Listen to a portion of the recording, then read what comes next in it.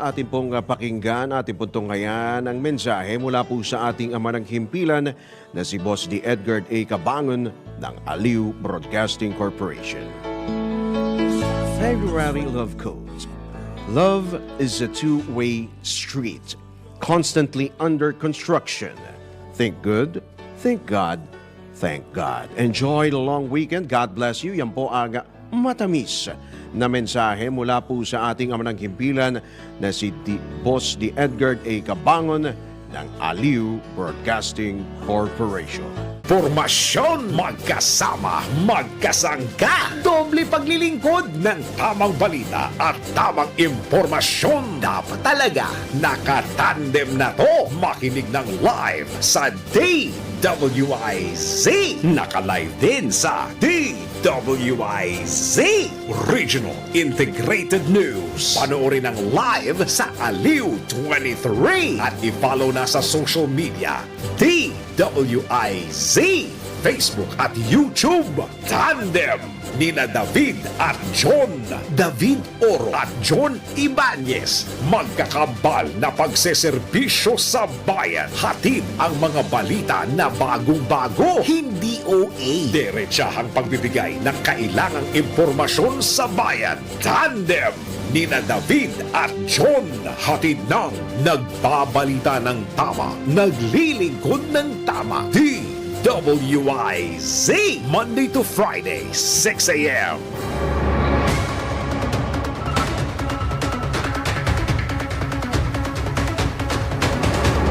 Muli balikan natin ang ulo ng mga balita sa inyo po nag-iisang Tandem. Tandem! Death toll sa landslide sa Maco, Davao de Oro patuloy na nadaragdagan bilang ng mga nawawala lumobo sa mahigit 100. Tandem!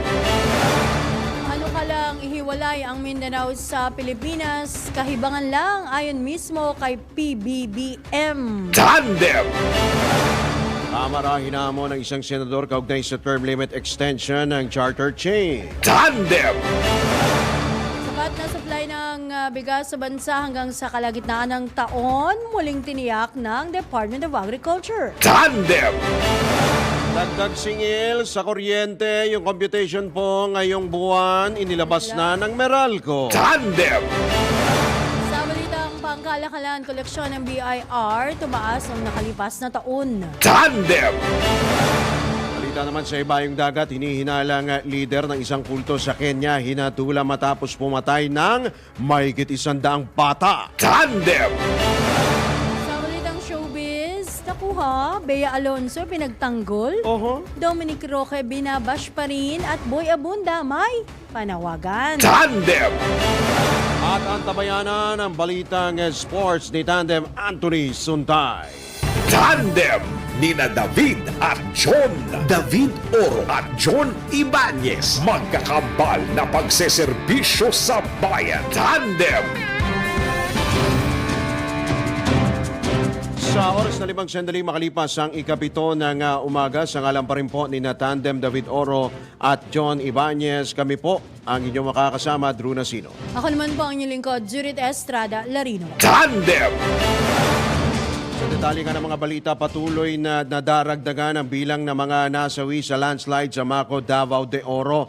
Batay sa uling tala ng Maco Municipal Disaster Risk Reduction and Management Office, umabot na sa 12 katao ang nasawi habang mahigit 100 iba pa ang nawawala o pinaniniwala ang nalibing ng buhay. Nasa 31 na rin ang sugatan sa pagguho ng lupa sa naturang lalawigan. Sa ngayon, inyo pong nakikita pahirapan ang paghahanap sa mga biktima dahil nga po sa lawak ng lugar na apektado ng landslide. At partikular na nga po dyan, yan po yung bus inyo po nakikita. Yan po yung karamihan po doon sa mga naapektuhan ay yung mga pasahero po ng bus na pagmamay-ari po ng Apex Mining Company.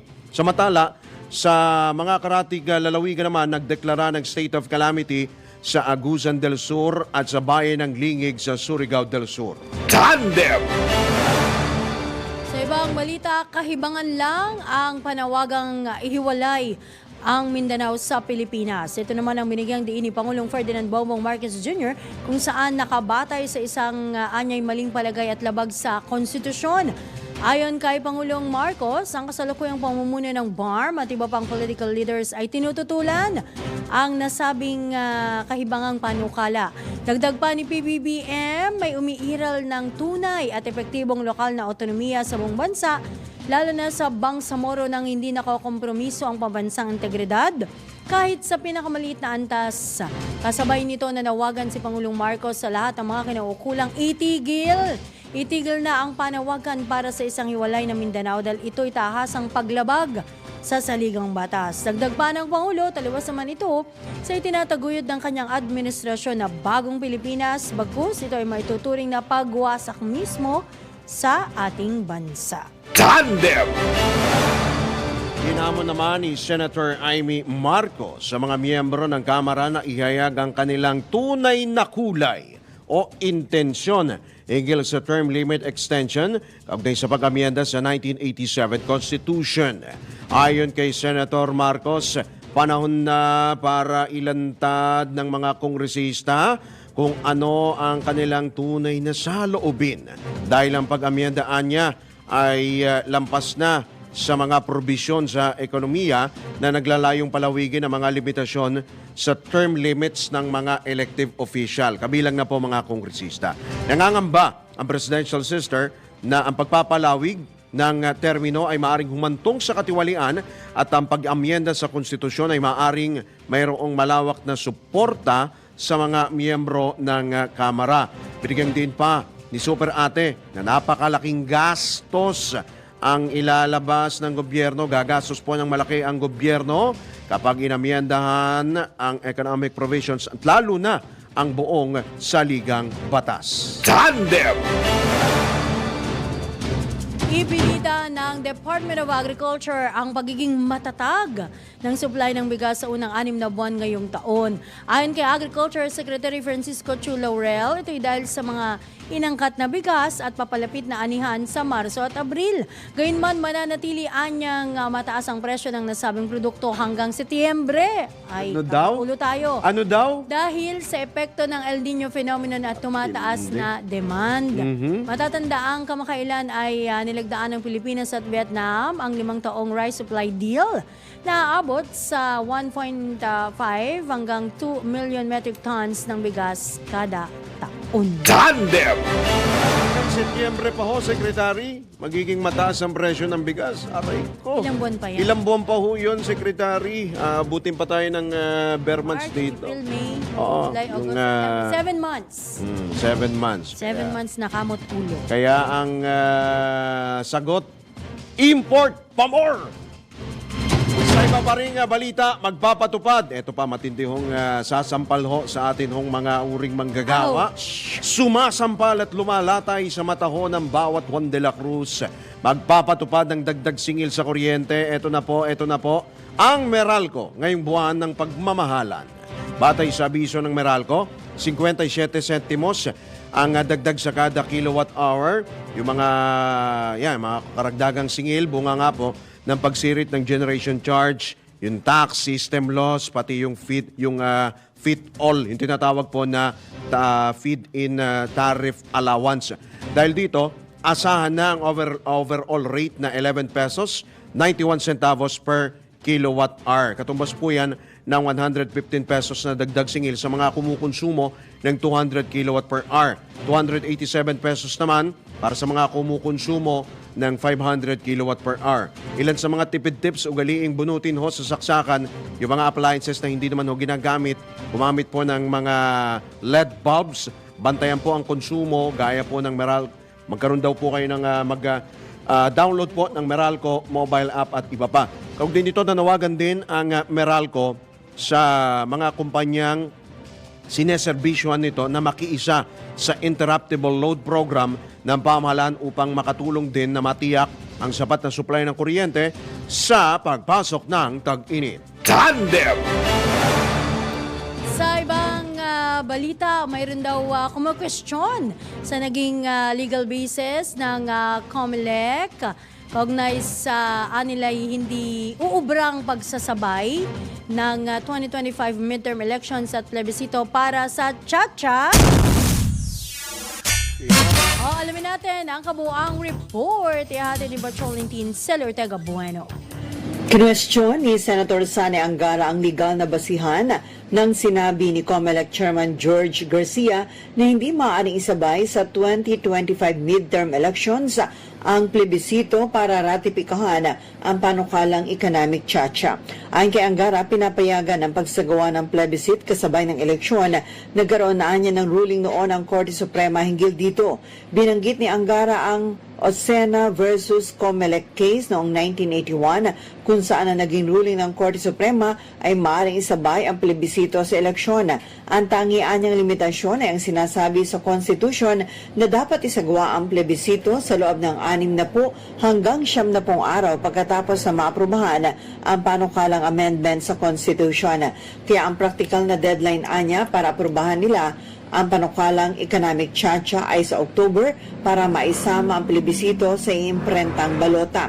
Bagamat sinabi ni Angara na walang kasiguruhan kung maipapasa nila sa October ang panukalang economic chacha dahil hindi naman daw niya alam kung ano magiging desisyon ng kanyang mga kasamahang senador.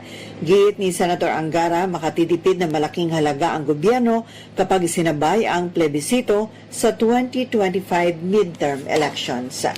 Ito sa Patrol 19, Celi Ortega Bueno, para sa DWIZ, nagbabalita ng tama, naglilingkod ng tama. Tandem!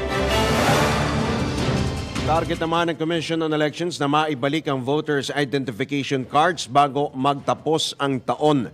Ayon kay COMELEC Chairman na George Garcia, sinimulan na nilang talakayin ang naturang posibilidad bunsod ng mabagal na distribusyon ng national ID na hanggang ngayon wala pa rin po kami. Wala pa rin national ID yung ibang natin Sorry mga ka, ako kababayan. meron na. Ay, meron ka na ba? Of course. Oh, chairman ha, buti pa siya, meron. Ha? Sa ngayon, anya, ay pinag-uusapan na nila ang mga detalye, gayon din ang kinakailangang pondo para rito. Umaasa naman si Garcia na bago matapos ang 2024 ay maibalik na nila ang voters ID at target umano nilang unang mabigyan nito ay mga overseas Pilipino. Matatandang Disyembre 2017 ang suspindihin ng poll body ang pag-i-issue ng voters ID. Bunsod na rin ang pagsisimula ng roll-out ng national ID. Nilinaw naman na ang mga rehistradong botante ay maaaring bumoto kahit wala silang voters ID. Tandem! Yan. The world began. Meron ako yung ID kaso pinalaminate ko yung national ID. Pero yung talagang ano, yung card, ala, nada. Wala kang card? Wala. Sorry ka, ako may card. Iba yung taga Maynila, iba yung taga Kaangkalo. Ano kaya nangyari? Hindi, nasa PSA yun. PSA. Diba? Uy, may mga nasunog daw sa ano di ba? Sa Manila sa Post Office. Ayan. Pero karamihan doon daw, mga taga Maynila. Taga Maynila lang. Oo. Anyway, nako, kaugnay pa rin po dito sa pagpaparehistro, ha? O mas marami pang malls sa bansa po ang lalahok o nakatakdang makapagsanib puwersa. Kaugnay dito sa Register Anywhere program ng Commission on Elections. Lumagda po ang poll body sa Memorandum of Agreement kasama ang, syempre, dyan, SM Super Malls, ganyan din po ang Mega World Lifestyle Malls, Robinsons Malls at Festival Mall para sa programa. Dahil dito, umabot na sa 170 ang bilang ng mga mall na nakikipagtulungan sa COMELEC para sa pagpaparehistro. Sa ilalim po ng programa, ang mga Pilipino ay maaaring magparehistro bilang mga bagong botante. Muling i-activate ang kanilang account, paglipat ng rehistro at iayos o i-update ang impormasyon ng botante sa mga partner establishments. Tulad nga ng mga malls, kabilang nga dyan ng SM Super Malls, paaralan, pribadong kumpanya at mga tanggapan ng gobyerno. Magsisimula po ang mapaparehistro sa Pebrero 12 sa Lunes na yan, na magtatagal hanggang sa September 30. Tandem! Sa oras na 16 na sandali makalipas ang ikapito ng umaga, tayo po ay dumako sa ilang pahong balita, sa ilang pahong issue. Eto ilang araw bago sumapit ang Valentine's Day. Anong meron? Lumiliit Uy, lumiliit Ang alin? lumiliit na ang bilang ng mga single sa bansa. We. Batay ito sa datos ng Philippine Statistics Authority. Nagsimulang bumaba ito mula 43.8% noong 2015 hanggang 39.7% noong 2020. Ang mga bilang ng mga single sa bansa kung saan maaring maiugnay sa tumataas na populasyon ng mga rehistradong kasal. Ina. Sa datos ng 2022, nakapagtala ng halos kalahating milyong kasal sa buong bansa kumpara sa kabuang mahigit 356,000 noong 2021 na nagpataas ng bilang ng mga nagpapakasal sa 26%. Samantala, patuloy ding lumolobo ang bilang ng mga babaeng kinakasal na edad 20 kaysa sa bilang ng mga lalaking nagpakasal sa kanilang early 20s. Tandem! Oh, ito na. Ideal ba yung 20 years old para magpakasal? Depende. Depende kung Stable na. kung Pero stable sa mga na. ganyan, parang papasok pa lang yan ng kolehiyo, hindi ba? Kasi alam mo naman tayo mga Pilipino, meron tayong peer pressure na tinatawag eh. Oo nga, hindi magkaanak. Oo, hindi mag-asawa. Uy, nagpakasal Sa na si reunion. Nagpakasal na si ganyan, kailan ka pa, 'di ba? Lalo kapag mag-Christmas reunion. Oh, ikaw na lang ang walang asawa, 'di ba? Oo, sabihin pa sa'yo, ilang taong ka ng kasal? Oo. Ka pa buntis? Diba? Sabihin pa, kailam nyo. Oh, cool. Eto ho, isagot nyo dyan. Ah, Yung iba ho nyo mga kaibigan, wala na po sa mundo. Bakit nandito pa kayo? grabe naman. Grabe. Lupit mo naman. Lupit eh. Tingnan ko lang Wala, kung joke lang. sasagot. Kung sasagot pa, no? Kung sasagot pa. Hindi, kung ano lang kayo naman ho, nasa. Sa ibang bansa, iba naman kasi, di ba? Usually, mas matanda nga ron 40s, iba ho kasi yung ano nila yung age ho ng kanila hong pagpapakasal. nasa, kumbaga, bahagi ng kultura. Kultura. Relihiyon, di ba? Mga ganun. At syempre, yung katotohanan, ito yung realidad. Ikaw ba ay may trabaho na? Ayan. Yan. Ikaw ba ay kumikita na ng sapat? Aha. At ikaw Diba? ba ay may sariling bahay or ano, whatever. O kung ikaw ba ay stable na, di ba? Yun. Ba't tayo napunta doon? Oo, kasi ilang pero Bilis sa araw, ah. bumili ho muna kayo ng tikoy bago mag-chocolate. Oo. Ang dami mga nagrereklamo Bakit daw? yung 14 daw wala pa ho daw kasing sahod. Yung 15 pa lang daw ho ang sahod. Sabi ng source natin, at 13 din. Oh! Gusto mo sabihin kasi. At 13. Saan yan? Aliw. Saan? Alright. Anyway, no, mga kaibigan, tuloy tayo sa iba pa nating mga balita sa oras pang alas 7:19 ng umaga. Uy, umakit na sa 151.3 million pesos pang halaga ng pinsala at pagkalugi sa sektor ng agrikultura sa gitna ng epekto ng El Nino phenomenon. Batay po sa huling report ng Department of Agriculture, aabot sa 6,618 metric tons ng palay ang nalugi habang 3,291 hectares ng mais ang naapektuhan. Nasa halos 4 na pong magsasaka naman mula Kanlurang Visayas at Zamboanga Peninsula ang apektado bunsod ng tagtuyot. Una nang binabala ng World Meteorological Organization na tatagal ang El Nino phenomenon hanggang sa buwan ng Abril. Tandem! Sa pagkakataon ito, tayo po ay tumanggap ng ilang mga pagulat mula sa labas ng impilan. Tanggap po tayo ng update kaugnay sa selebrasyon ng Chinese New Year mula po dyan sa lungsod ng Maynila. Alamin ho natin ang detalye mula kay Patrol 5, Kuyang Aya Yupanco, lalo na po yung mga kalsadang isasara. Patrol 5, go ahead.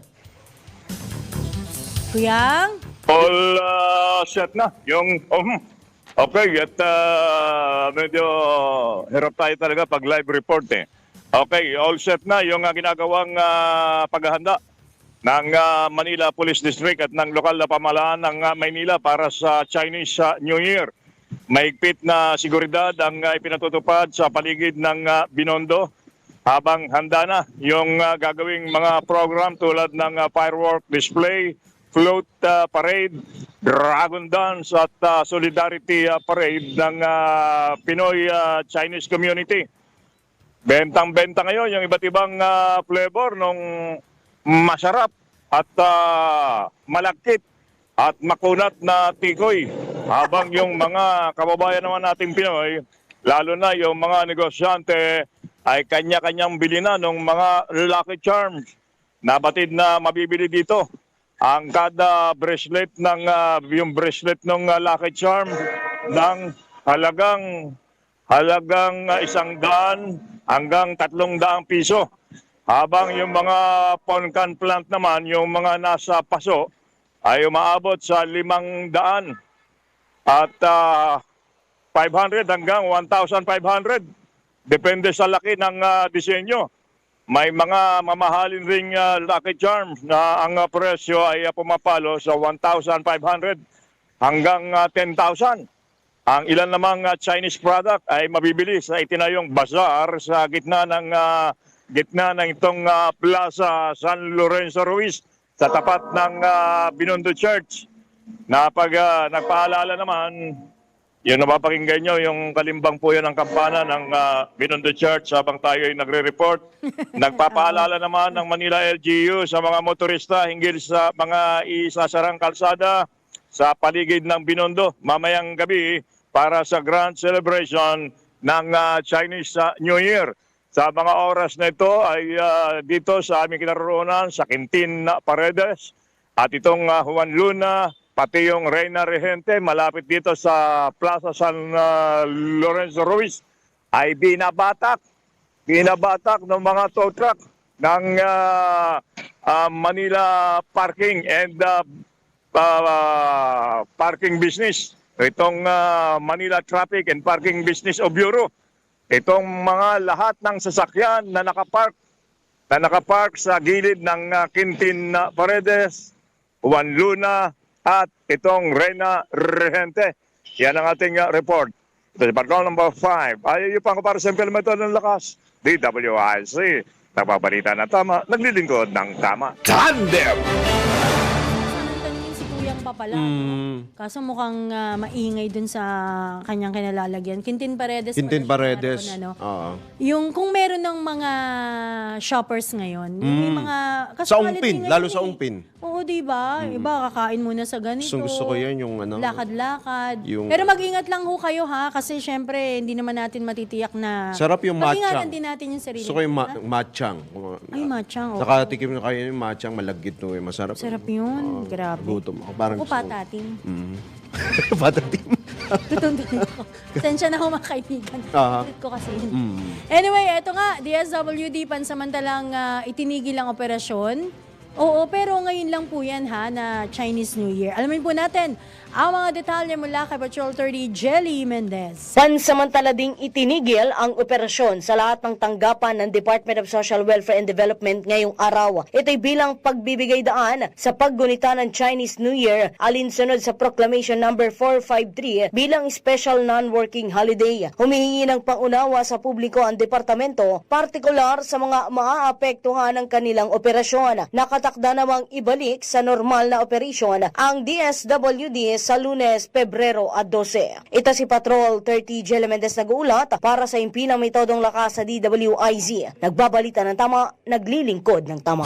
Kapag may bagong balita, naka-on air, agad-agad, DWIZ Patrol Report! Alright, ilang pang mga pahabol pang balita. Tanggap po tayo ng report mula sa mababang kapulungan ng Kongreso.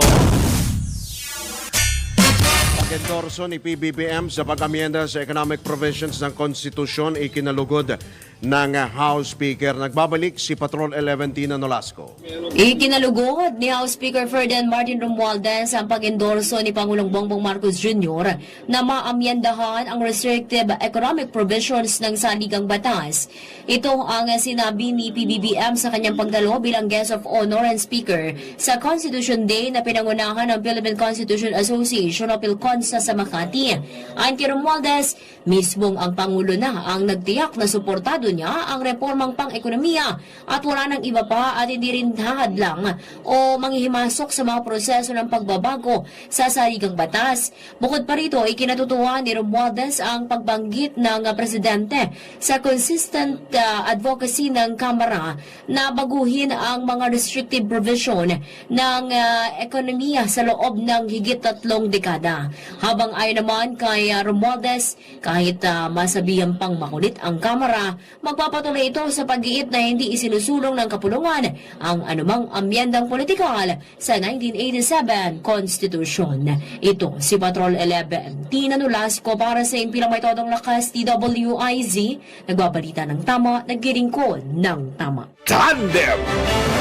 Samantala, isang right-sizing workshop isinasagawa ng pamahalaan.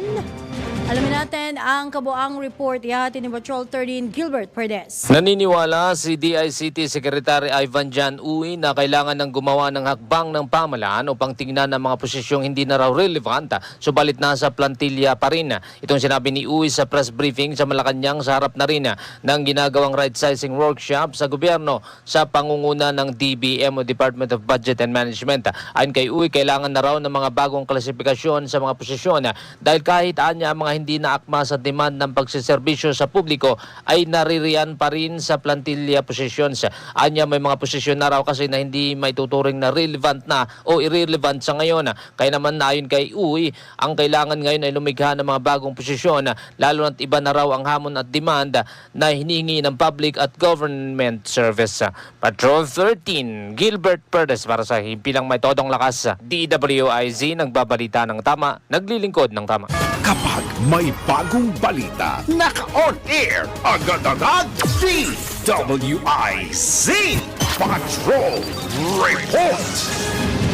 Hindi po magbabalik, yun po nag-isang tandem. Makalipas lamang ilang mga paalala mula po sa ating mga proud sponsors. Oras, 28 sandali makalipas ang ikapito. David Oro at John Ibanez, magkakambal na pagseserbisyo sa bayan. Tandem!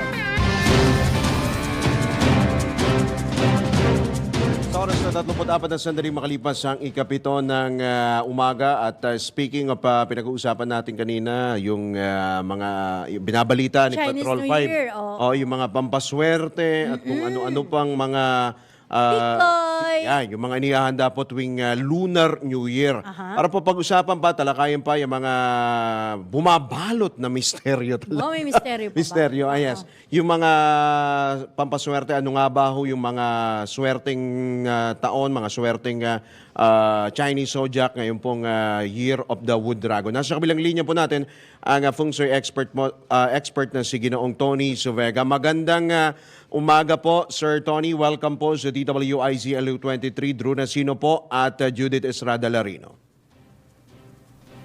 Good morning sa lahat ng mga tagapakinig ninyo sa DWIC. Opo. Sir Tony, good morning. Salamat po sa inyo pong pagpapaunlak. Ngayon po ay Year of the Wood Dragon. So, ano bang eksaktong araw papasok yan? Bukas ba, kinabukasan ba yan o sa linggo? 9 ng mamayang gabi. Mamayang gabi na. So, Alas sakto lang 11:20. Alas 11:20 ng gabi ang 11:20. pagpalit ng taon. Opo. Matatapos na yung Year of the Rabbit mamaya ng mga alas 11:20 nga. At papasok na itong si Dragon. Oh, dragon. Ano ba ang inyong nakikita na mga, kumbaga, of course, unahin muna natin yung sa ating bansa, sa Pilipinas, kung meron ba kayong mga nararamdaman na sino ba ang saswertehin, sino ba ang mamalasin sa pagpasok po ng Year of the Wooden Dragon. Umpisahan po natin sa atin pong, of course, yung mga namumuno po sa atin. Sir Tony. Na opisyal. ng Mga gobyerno. opisyal, of course, ang ating Pangulo. Okay. Kasi nitong Year of the Rabbit, tinamaan ng Pangulo natin na isang fire rooster. So kung mapupunan ninyo, medyo nagka-problema ang bansa natin. At 2 manok yung nag-aaway. Manok din si yung si Duterte. Oh. Pareho silang rooster. Dating Pangulong At sa- Duterte po ito? Siya ay wood rooster. Okay. Si Bongbong naman ay fire rooster. Sabong. Kaya pala. Parehong ano. Oo. Oo, Rooster, sabong oo. sila. Pero matatapos na rin yan. Matatapos na rin. Ang problema lang, ganito. Opo. Pagpasok ng dragon, dalawa ang problema ng rooster. Ang problema niya ay tawag namin sa bituin na yan, Sifu. Ang Sifu ay Death Star. May death. Hindi ko sinasabi mamamatay ng presidente, pero may Death Star ang rooster. At meron din siyang Yellow Star 5 base sa Annual Flying Star Compass. Okay. So dalawang problema ng presidente, problema rin natin yan. Presidente natin yan eh. Yes, opo. How about naman po sa ating pong Vice President? Ang Vice President ay Year of the Earth Horse. Okay. Ang mingkwa niyan 2. Kasi si Presidente, ang mingkwa noon 7 eh. Ibig sabihin ng mingkwa ay breath of life. Hininga ng buhay. Yan ang life origin. Ngayon, ang DP natin ay tinamaan o tatamaan naman ng Sanmang. Ang Sanmang ay 3 killing stars. So ang suggestion ko kay DP Sara ay magtawid dagat, sumakay ng bangka, vapor, o mga pang sasakyan dagat, gaya ng ferry. At gawin niya ito soon, bago mag-unang full moon ng taon ng February 24. Ay, okay. Okay. So, meron bang, Mr. Suvega, magkakaroon ba ng, kumbaga, yung unity, yung harmony ba, mapapanatili pa ba yung harmony ngayon pong pagpasok mamaya ng Year of the Dragon? How I wish na sana magbago yung bituin. Pero kami kasi binabasa lang namin yung bituin, binabasa namin yung tawag namin ay lawsuit. At nasa gitna naman yung argumentative star number 3. So maraming balitaktakan, away, gulo, ganyan. Naku. At ang dragon ay medyo nakakatakot dahil hindi siya kalmado. Hindi siya kalmado kasi pumapasok na period 9, apo yun. Magagalitin ng mga tao, mapagpatol, hindi makapaghintay, mainipin, nabubuisit ka agad. Ano ngayon ang mangyayari sa atin? So kailangan natin ng good human dynamics. Ayun. Hindi na pungso yan. Kailangan natin ng good human dynamics. Huwag magpatulan. Ayun. Kaso, Sir Tony, no? Oo. Nagkakabangayan na nga yung Umiinit pa nga mababa at mataas na kapulungan ng Kongreso natin. The Ako more sasabihin ng it will be, the more. Ako. Kaya medyo kailangan natin ng mga prayer warrior natin para ang mga bagay-bagay na ito ay wag mangyari sa bansa natin. Oo. Sir Tony, wala daw pang paswerte dyan. Di ba pwede, Magsusuot naman. hindi ba Swerte pwedeng ako, kontra bilang, Resista, tsaka bilang mga pungsoy senador. expert, hindi ako masyadong naniniwala sa mga charm, yung mga nagsusuot daw ng ganito, hindi ako masyadong naniniwala dyan. Pero naniniwala ako sa magandang dala ng dasal. Yes. Oh, of course. Prayers Dasal. can move Dasal lang. mountains. Yes. At napakaraming dasal ang hindi lang ang Katoliko, lalo na ang Buddhism tsaka ang Taoism. Maraming dasal yan. Kamukha nitong si BP Sara natin, meron siyang Sanmang. Siguro kami, sa side naman namin, kung ano yung magagawa namin sa mga namumuno, ginagawa naman namin. Like, we pray for them. We pray for them. Ang hindi lang natin na iintindihan na ang mga ibang relihiyon, kagaya ng Budismo, pinagdadasal naman lahat. Okay. Pinagdadasal nila lahat. Opo. At ang pinakamagandang dasal para kay Bibi Sara ay yung Namo Yao Dayen Chiu Yao Shifo. Ang tinatawag ay si Medicine Buddha. Okay. Opo, Sir Tony, ano ho ba ang mga swerteng mga Chinese zodiac ngayon pong taon ng Wood Dragon? Okay, ang Wood Dragon muna, unahin natin yung Wood Dragon. Ang Wood Dragon, basically, siya ay gentle, palakaibigan, siya ay elegante, ayaw niya ng konti lang, gusto niya marami, gusto niya abundant. So maganda sana, wag lang yung mga pangit na bituin na dumadating. Ang lahat ng mga zodiac signs, yung 12 zodiac signs na yan, dahil nga yung dragon related sa pera of finances, financial matter, hindi naman hindi naman negatibo yan para sa ating mga tao, no? Ibig sabihin, magkano ba kailangan mo? Sasabihin nung dragon, bibigyan ka niya. Ikaw magkano kailangan mo? Bibigyan ka niya. Ganun. Pero sa kanilang 12, ang pinakamaswerte doon, pagdating sa pera, dalawa rin. Yung Year of the Pig at saka yung Year of the Ox. Oh. Why? Okay. Why? Kasi yung Year of the Pig, napunta sa kanya yung enerhiya ng Longda. Ang ibig sabihin ng Longda ay enerhiya ng dragon. So si Pig, whether he or she likes it, nasa kanya na yung kaperahan. Umila tayo sa kanya. Ganon. Tapos ito naman si Ox. Ang Ox, tatamaan siya ng magandang bituin. Ang tawag namin ay Fuda. Hindi ako nagmumura, Fuda. Hindi ako nagmumura. Hindi PI Yun ang yan. tawag, Hindi. Fuda. Fuda. Ang ibig sabihin ng Fuda ay fortune star. Okay. Yung iba, medyo okay, pero hindi masyadong okay. Alright. Sir Tony? Sino ba mga kasundo? Sige. Yung sa Tiger. Sa Tiger. Sige, hindi. Isa-isahin natin Sige po, yung sige po, malas at isa-isahin saka hindi natin. Unahin muna Bilis lang natin naman yung yan. fortunate. Okay. Yung Tiger, medyo tatamaan ng konti yan. Wow. Ihuli natin yung Tiger. Although sa buwan, una yung buwan ng Tigre. Ang Tigre o ang buwan ng Tigre, magsisimula sa first lunar month palagi yan, in every year. So yung first lunar month, halimbawa ngayon, February 10 na. Susunod hanggang March 10 na. Yan ang first lunar month. Ang tawag namin dyan ay Tiger Month. Ang tawag natin. Tiger Month. Ayun. Susunod doon, Tiger Month. Susunod doon, Rabbit Month. Susunod, Dragon Month. Okay. Ngayon, ang isa sa pinakamaswerte pa, wag nating anuhin yung Year of the Sheep.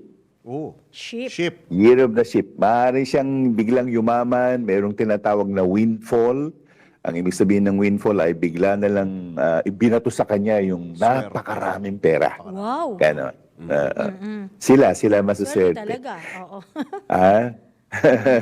So, yung isa-isahin pa natin, magmula dun sa Year of the Rat, para hindi tayo tumalon, no? Ang Year of the Rat, actually, kasundo ng dragon yan, at triad niya yan So, imposibleng wala rin pera si Rat.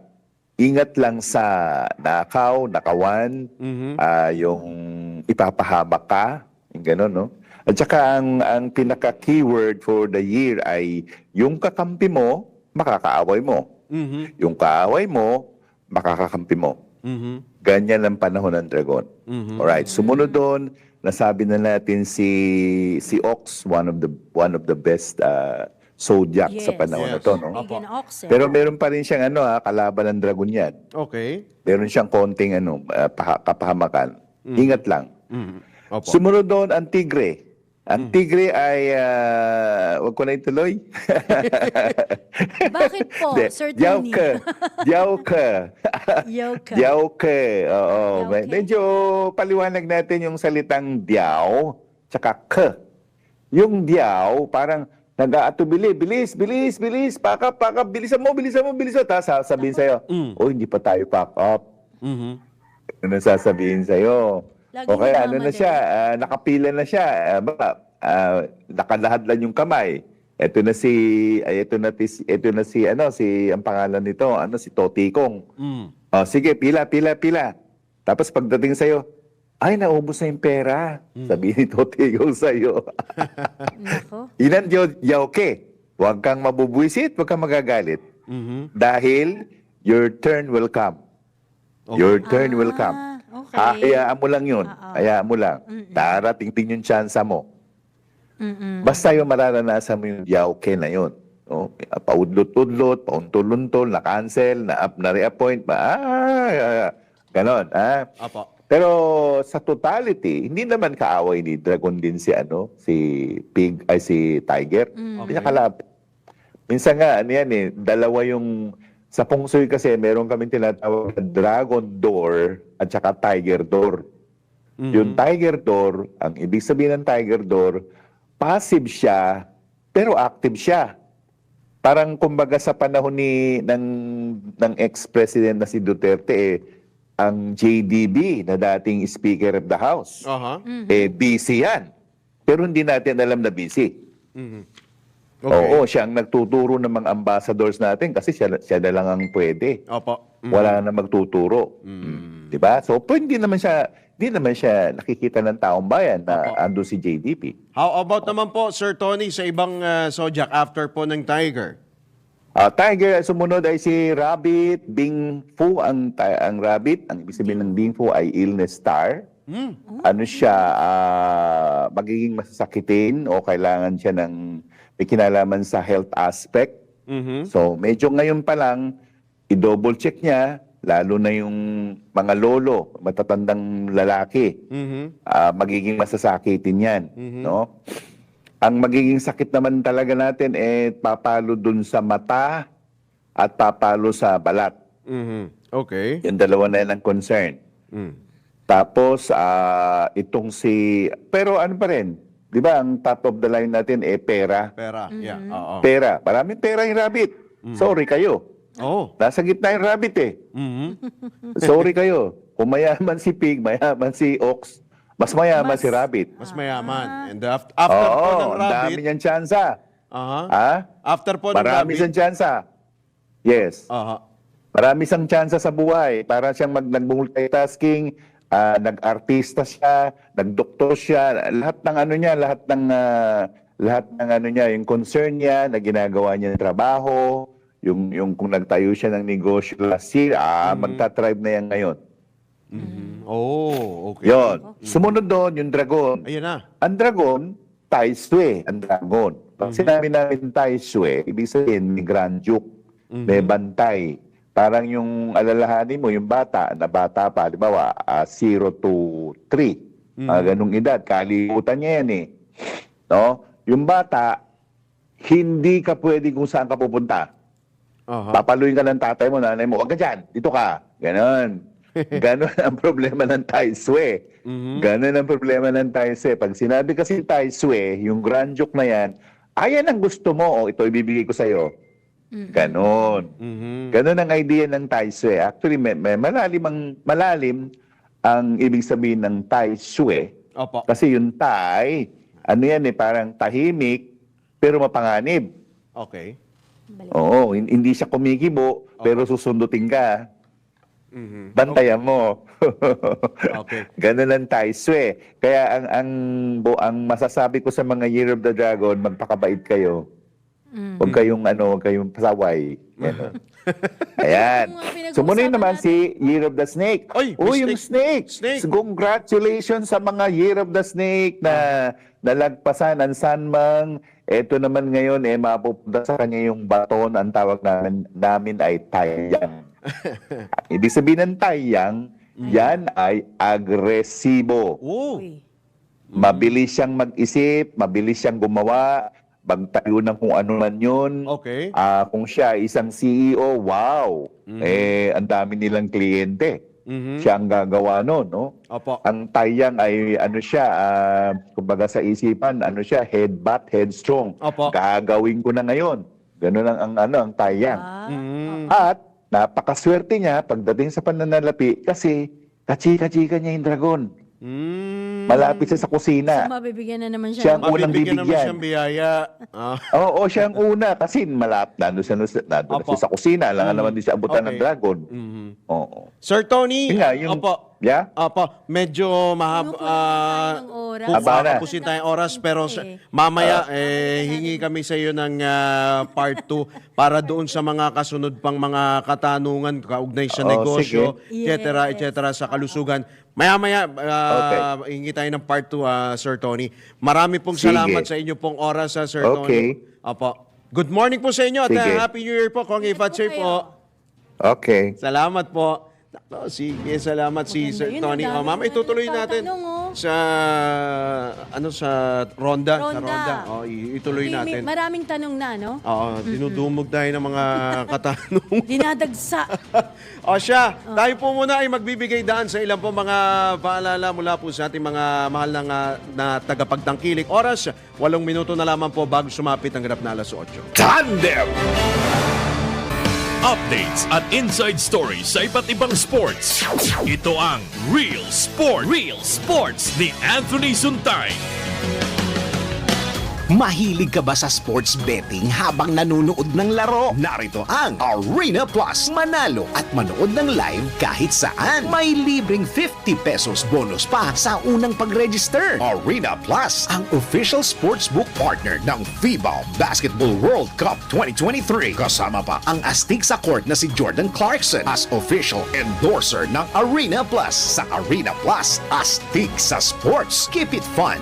Game responsibly. Download Arena Plus app now in App Store or Google Play. You can watch it also on arenaplus.ph. Sa Arena Plus, astig sa sports.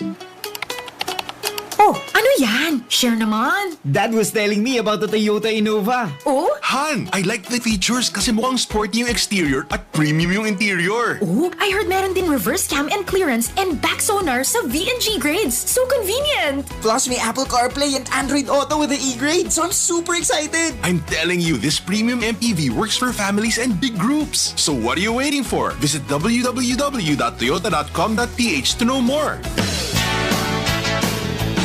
Magandang umaga! Si James Yap ay lumipat na sa Blackwater Bossing. Ito ang panayam kahapon ni team owner Josel Ducy at malaki ang inaasahan niya sa many-time PBA champion. Ang sabi ni C, he may be aging and a bit slow, but I can still see him better than other players. He's on a different level and his experience can help our youngsters to be like him or at least close to what he can do and what he has achieved. Si Yap naman ay excited sa oportunidad at meron siyang bagong number sa bossing, ang numero 15 dahil sa birthday niyang February 15. Ang sabi ni James Yap, ang daming championships at memories na inibigay sa akin ng number 18 pero time to let go. Try ko naman ng iba. After all, one of the reasons why I'm joining Blackwater is I want to prove I can still play. Then hopefully, end my career na maganda at still be on top of my game. Yun lang naman ang hinihintay kong last storyline ng PBA career ko. Sabi nga ni Yap na may average ng 5 points at isang rebound sa 10 minuto sa court para sa rain or shine sa season ito, na naglaro lang siya ng 3 beses. Sa pagtatapos ni Yap, sabi niya, alam mo naman, basta challenge, ready tayo. I just hope I get the minutes. Yun naman, isa sa mga pinangako sa akin ni Mr. C. So, whatever minutes they give me, I will make sure I make the most out of it. Para sa Real Sports, ito po, si Anthony Suntay.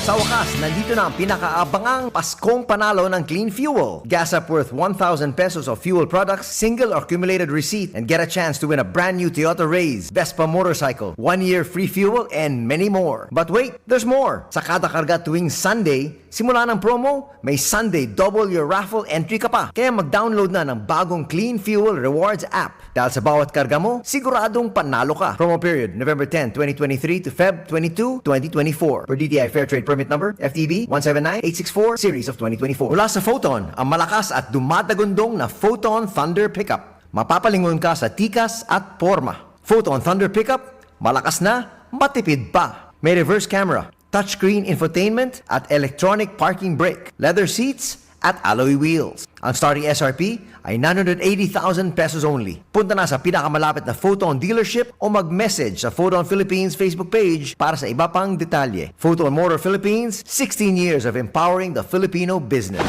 Mukhang kailangan ko na naman palitan ng bubong ko, pare. Mag-iisang taong pa lang yan. May tulo na kagad. Ay, bossing! Baka naman kasi hindi matibay yung ginamit nyo. Dapat ang gamitin mo ay Cherry Loom, ang yerong aluminum. Basta yero, Cherry Loom. Tibay protektado sa pangmatagalang yero. Real Sports ni Anthony Suntay sa DWIZ 882. Alright, at dyan po, sumasapit ang ating pong pansamantalang pagpapaalam ngayong araw po nito ng TGIF. Ngayon pong holiday, ngayon pong Friday. Sana all. Oo, ngayong busy ho. Ang ating mga kababayan, mga Filipino-Chinese, sa kanya pong maghahanda-handa. Pupunta dyan sa Binondo, ha? Oo, Ingat. Happy New Year Kong Hefanchoy nga pala kay Kasendong Rosendo. So, at, Oh, yes. Happy New Year, Engineer So. Kasendong. Yung mga kasama din po natin dyan sa Caloocan, sa Filipino-Chinese community, dyan po sa may 10th Avenue. At tama ba ito? So, Kasi sir, hindi ito kumikibo. kaya pala, eto batiin ho muna natin ng isa pong Wala ibang oras pag... maligayang kaarawan ng atin pong Aliw HR Ay, si Ma'am Ana. and admin manager si Miss Ana Cancino. Ma'am. Happy Ma'am birthday. Ana, happy birthday po. At, happy birthday din kay Mayan Day Palma. Yes. At kasamahan din po natin na DWIZ writer at anchor. Happy birthday! Happy birthday! At siyempre, batiin din po natin ang isa po. Ngayon talaga to? Ngayon? O bukas? Ngayon, kaya pala may lechon sa labas. Happy birthday kay Sir Joel Laksamana. Happy birthday! Ng karambola! Kaya pala hindi kumikibo sa pagpasok Alam mo, sir, maraming salamat po sa ating mga nakasama sa inyo center. Sa ngalan po, Dina Tandem, David Oro at John Ibanez. Kami po yung lingkod, Drew Nasino. Ako naman po si Judith Estrada Larino. Nagbabalita ng tama. Naglilingkod ng tama. Susunod na po ang Karambola. Bye! Balita at impormasyon magkasama, magkasangka. Doble paglilingkod ng tamang balita at tamang impormasyon. Dapat talaga nakatandem na to. Makinig ng